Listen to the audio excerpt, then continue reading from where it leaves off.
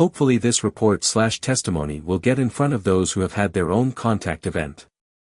As I stated in my last report, those of us who have had contact with off-world individuals have nowhere to document their report. The closest I got to having a place to document my event was at an abduction support group. The problem was that I did not get abducted. What I found annoying is that one would think that Dr. Stephen Greer's spun UFO groups and their quest for broader understanding of consciousness would be begging me to discuss my event with them. Not even so much as a remote interest. In later writings I will address Greer and the folly of using higher states of consciousness solely for the purpose of contacting ET. I also must state for the record that my intentions have always been to remain nameless. Myself as an individual is not important. However, what happened to me is, I believe, extremely important to humanity. I have only been interested in the UFO/ET thing with hopes of finding someone who had an event like mine. I still haven't heard anything like what had happened to me from someone else. The event. I must state up front that this event was also followed by a lifetime of side effects from the event, and I will discuss that as well.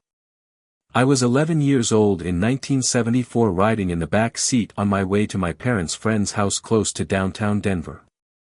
I strongly believe to this day, that the entire reason why these individuals decided to contact me, was that I was in a moving car observing. My father was driving down I-25 en route to their friend's house. They were like an aunt and uncle to me. While en route I was suddenly sharing consciousness with someone else.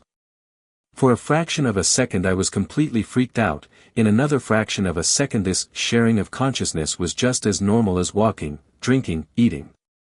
It was immediately apparent that the individual sharing consciousness with me was not from this planet but was acting as a barrier between all of the other individuals that this individual was also sharing its own conscious with.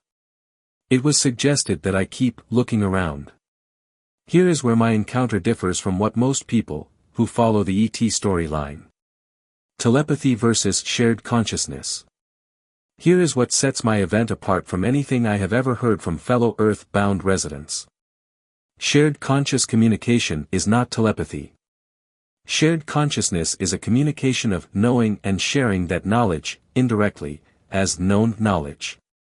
I also want to state that one of the side effects from this event was that I in fact was gifted/burdened with strong telepathy for years afterward. While riding in the back of the car, I knew instantly how primitive our society is in their minds. I also knew why they were interested in checking us out. I also knew instantly why they were in our solar system. What really got my interest was not the ETs but how it was they were able to single me out and contact me through universal consciousness itself.